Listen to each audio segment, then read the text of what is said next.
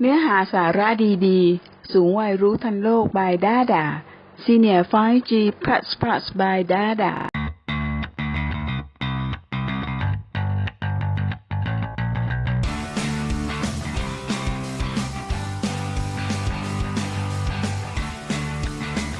เสร็จแล้วค่ะ ไก่กระเทียม กรอบ นุ่ม หอมรากผักชีกระเทียมพริกไทย อร่อย3โลกเลยค่ะ เด็กๆขอเติมข้าวอีก แต่จำกัดเพราะเดี๋ยวอ้วน ปิดเทอมนี้ถ้าไม่รู้จักทำอะไรดีนะเอาง่ายๆของในตู้เย็นก็ทำได้แล้วค่ะสูงวัยรู้ทันโรค Senior 5G Plus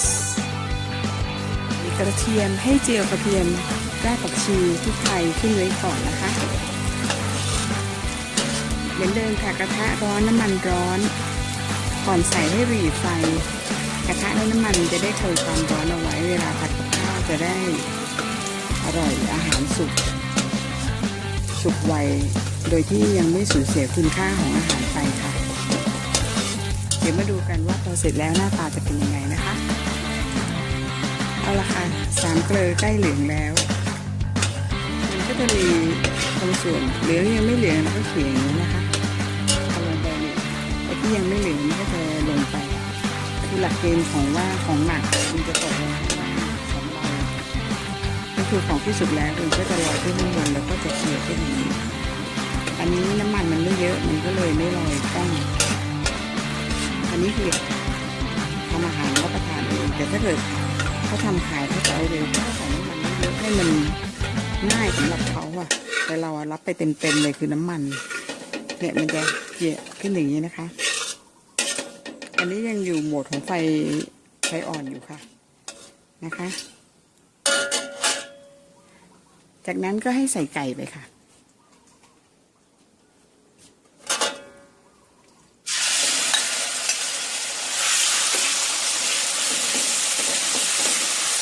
เฉยๆอย่างนี้นะคะแล้วก็เร่งไฟค่ะ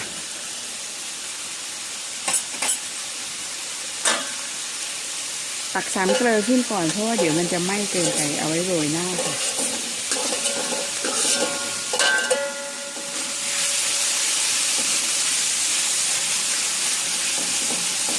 ไม่ต้องคนนะคะเพราะว่านี่คือไก่ทอดกระเทียม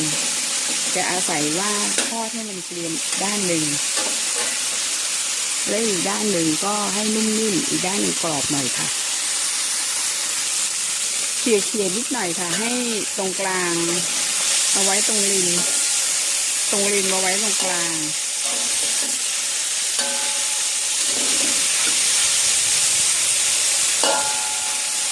นี่เห็นไหมคะ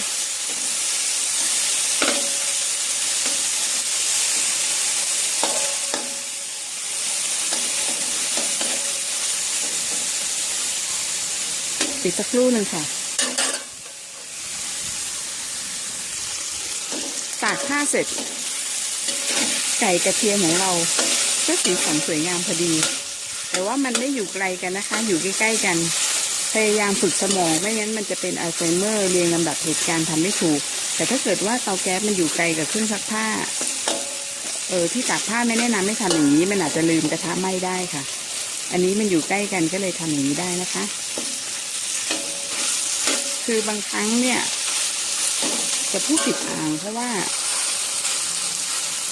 สิ่งลำดับขั้นในสมองมันเยอะค่ะบางทีทำ3-4 อย่างพร้อมๆกันก็เป็นการฝึกสมองอย่างหนึ่งนะคะไม่ให้เป็นอัลไซเมอร์แต่ถ้าเกิดเกี่ยวกับฟืนกับไฟเนี่ยอย่าทำหลายๆอย่างพร้อมกันเป็นเสียแต่ว่ามันอยู่ใกล้ๆกันนะคะนี่ค่ะสีสันสวยงามนะคะเสร็จแล้วค่ะ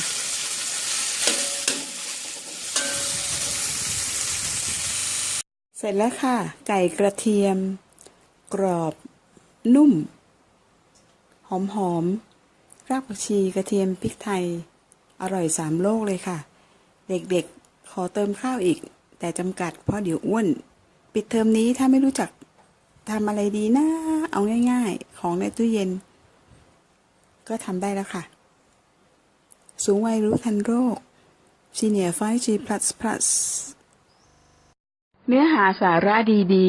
สูงวัยรู้ทันโลก by Dada Senior 5G Plus by Dada